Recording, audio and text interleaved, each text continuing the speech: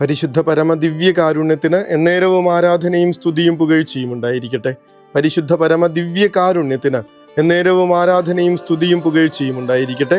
പരിശുദ്ധ പരമ ദിവ്യ കാരുണ്യത്തിന് എന്നേരവും ആരാധനയും സ്തുതിയും പുകഴ്ചയും ഉണ്ടായിരിക്കട്ടെ.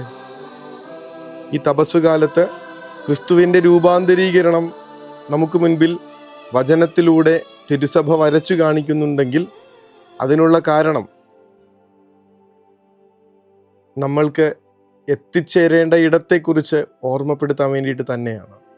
ഈസ്റ്ററിലേക്കുള്ള ഉദ്ധാനത്തിൻ്റെ മഹത്വത്തിലേക്കുള്ള യാത്രയിലാണ് നമ്മളെന്നുള്ള ഓർമ്മപ്പെടുത്തൽ. ക്രിസ്തു എങ്ങനെയാണോ രൂപാന്തരപ്പെട്ടത്, ഈ ലോകത്ത് ഒരലക്കുകാരനും വെളുപ്പിക്കാൻ പറ്റാത്ത വിധത്തിൽ അവൻ്റെ വസ്ത്രങ്ങൾ ധവളാഭമായത്, അതുപോലെ ഈ യാത്ര നിങ്ങളെ മഹത്വത്തിലേക്ക്, മഹത്വീകരണത്തിൻ്റെ പ്രഭയിലേക്ക് എത്തിച്ചേർക്കുമെന്നുള്ള ഓർമ്മപ്പെടുത്തലാണ് ഈ രൂപാന്തരീകരണത്തിൻ്റെ വായന നമുക്ക് തരണത്. ഒന്നാമത്തെ വായനയിൽ നമ്മൾ വായിക്കുന്നുണ്ട്, കർത്താവ് അബ്രഹത്തെ വിളിക്കുന്നത്, നിന്റെ ദേശത്തെയും ബന്ധുക്കളെയും പിതൃഭവനത്തെയും വിട്ട് ഞാൻ കാണിച്ചു തരുന്ന നാട്ടിലേക്ക് പോവുക.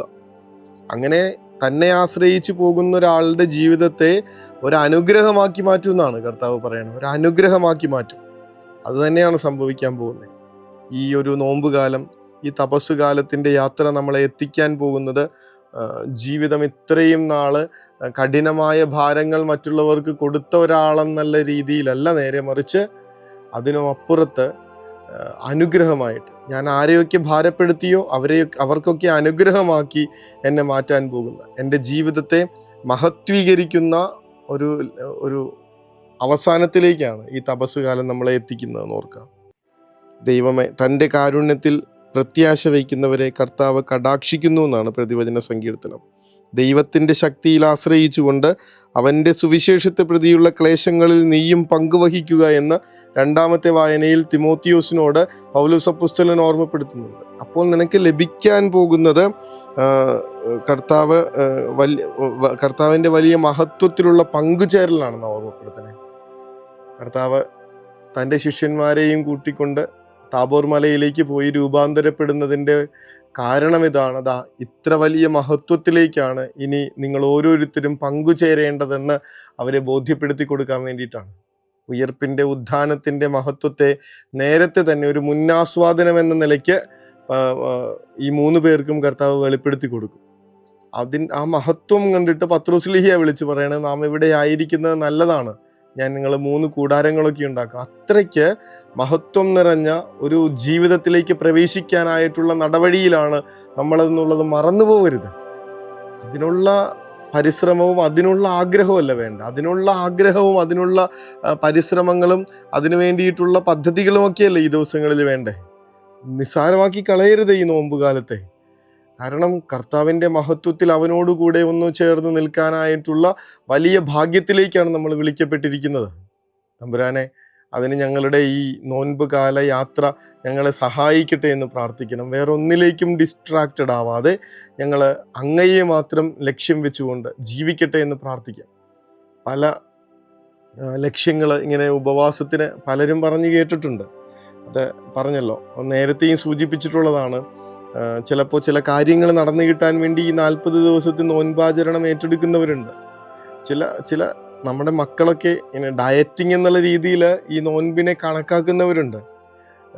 ചില പ്രയാസങ്ങളിൽ നിന്ന് ഒന്ന് മാറിക്കിട്ടാൻ, ചില രോഗാവസ്ഥകളിൽ നിന്ന് മോചനം കിട്ടാനൊക്കെ ഈ നോൻപ് കാലത്തെ ഇങ്ങനെ ഉപയോഗിക്കുന്നവരുണ്ട്. പക്ഷേ അതൊന്നുമല്ല. കർത്താവിൻ്റെ മഹത്വത്തിൽ പങ്കുചേരാനായിട്ടുള്ള യാത്രയിലാണ് നമ്മളെന്നുള്ളത് മറന്നു പോകരുത്. ഗലീലയിൽ നിന്ന് ജെറുസലേമിലേക്ക് എന്നുള്ള തലക്കെട്ടിലൊരു പുസ്തകമുണ്ട്. ഗലീലയിൽ നിന്ന് ജെറുസലേമിലേക്ക് കർത്താവ് നടന്നു പോകുന്നത് പീഡാസഹനത്തിലേക്ക്. കൃത്യമായിട്ട് കർത്താവിനറിയാം.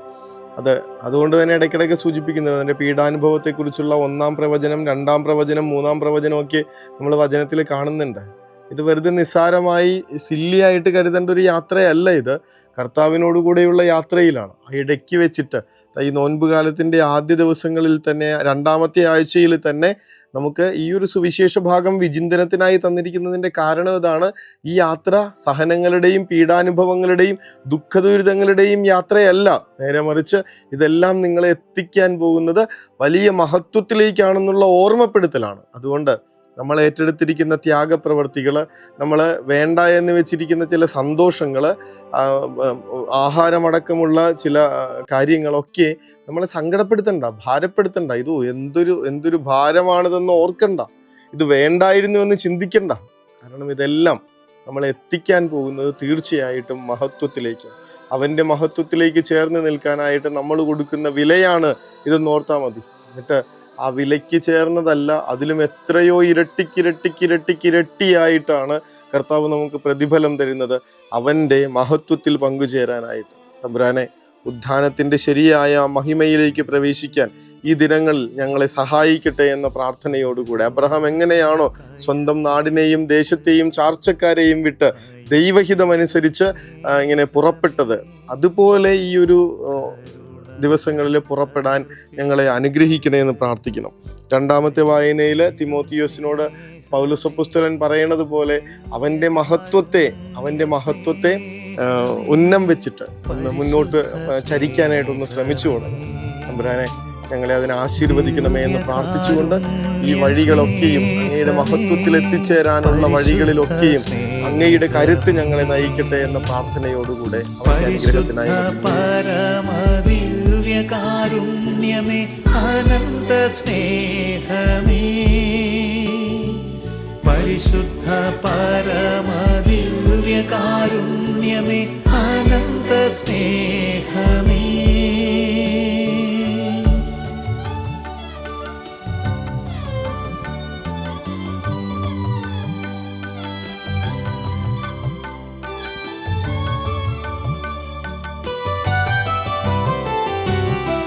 പരിശുദ്ധ പരമദിവ്യ കാരുണ്യത്തിന് നേരവും ആരാധനയും സ്തുതിയും പുകഴ്ചയും ഉണ്ടായിരിക്കട്ടെ.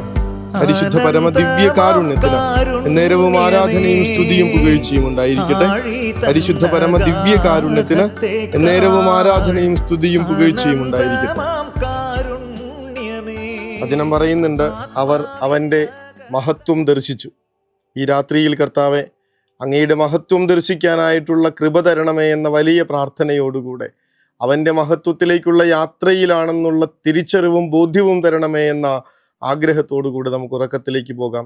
കരുണതൻ കയർ പിടിച്ച് നയിച്ചിടും സ്നേഹമേ, ദിവ്യകാരുണ്യ സ്നേഹമേ, പരിശുദ്ധ സ്നേഹമേ,